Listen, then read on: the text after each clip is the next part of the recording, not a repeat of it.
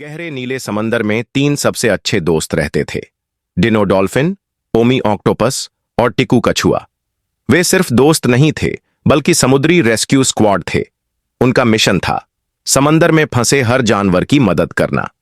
एक सुबह जब वे कोरल रीफ के पास खेल रहे थे, ओमी ने कुछ अजीब महसूस किया। कुछ गलत है, उसने कहा। पानी चिपचिपा लगने लगा था। फिर उन्होंने देखा एक बड़ा तेल का रिसाव समंदर में फैल रहा था। मछलियां घबराई हुई तैर रही थीं, छोटे केकड़े कीचड़ में फंसे हुए थे और कोरल काले हो रहे थे। हमें अब मदद करनी होगी, डिनो ने अपनी पूंछ मटकाते हुए कहा। ओमी ने अपनी लंबी बाहों से मछलियों को सुरक्षित जगह पर खींचा। टिकू ने केकड़ों को साफ पानी में भेजा, जबकि डिनो तेजी से तैरकर अन्य समुद्री जीवों को चेतावनी देने गया। लेकिन तेल का रिसाव तेजी से फैल रहा था। हम अकेले ये नहीं कर सकते, टिकू ने कहा।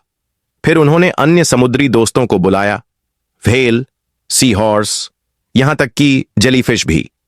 सभी ने मिलकर समुद्री घास की जालियां बनाई ताकि तेल को रोका जा सके जब तक रेस्क्यू बोट्स नहीं आ जाती।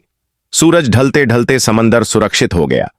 सभी समुद्री जानवरों ने खुशी से कहा, रेस्क्यू स्क्वाड, तुमने हमें बचा लिया। डिनो मुस्कुराते हुए बोला, दूसरों की मदद करना सबसे बड़ी बहादुरी है। मॉरल, दूसरों की मदद करना सबसे बड़ी बहादुरी है। ऐसी मजीद दिलचस्प कहानियों के लिए सब्सक्राइब करना मत भूलें।